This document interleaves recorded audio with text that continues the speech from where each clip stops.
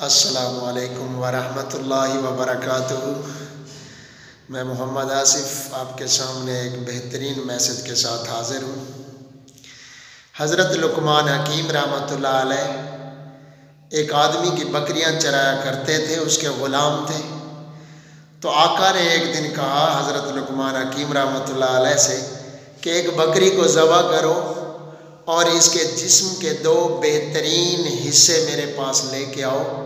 حضرت لقمان حکیم رحمۃ اللہ علیہ نے بکری کو ذبح کیا اور اس کے جسم کے 2 بہترین حصے دل اور زبان اپنے آقا کے پاس لے کے آئے۔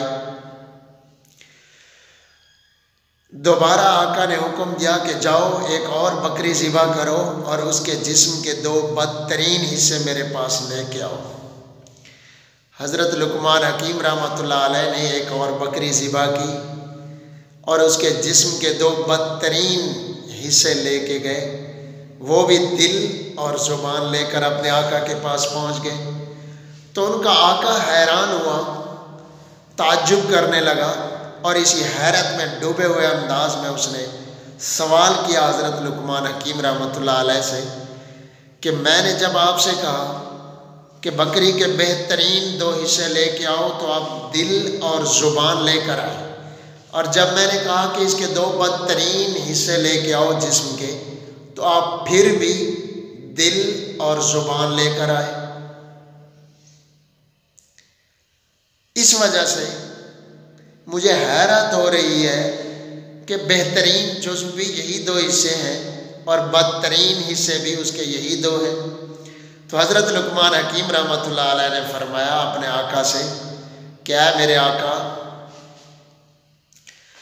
اگر یہی 2 عضو بکری کے دل اور زبان اس کے جسم میں بہتر ہو جائیں تو پھر سارے جسم کے سارے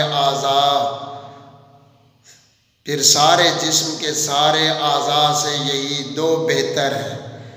اگر یہ دونوں بدتر ہو جائیں تو پھر جسم کے سارے اعضاء سے سب سے زیادہ بدتر یہی 2 چیزیں ہیں، دل اور زبان۔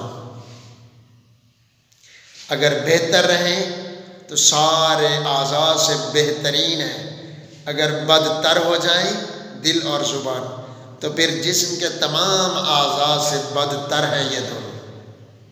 اسی لیے میرے آقا مدنی کریم صلی اللہ علیہ وسلم نے فرمایا کہ تم مجھے اپنی 2 چیزوں کی ضمانت دو اور میں تمہارے لیے جنت کا ضامن ہوں۔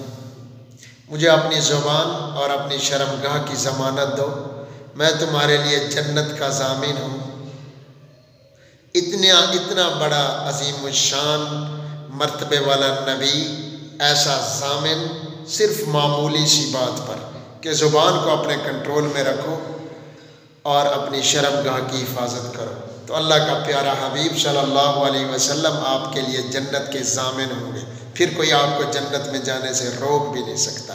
تو اللہ سے دعا ہے کہ اللہ تعالی ہمیں اپنے ان دونوں اعضاء کو بہترین بنانے کی توفیق عطا فرمائے اور ہمیں سے ایسے کام نہ کرائیں، ایسے کام ہم سے صادر نہ ہوں جو اللہ اور اس کے رسول کی ناراضگی کا سبب بنے۔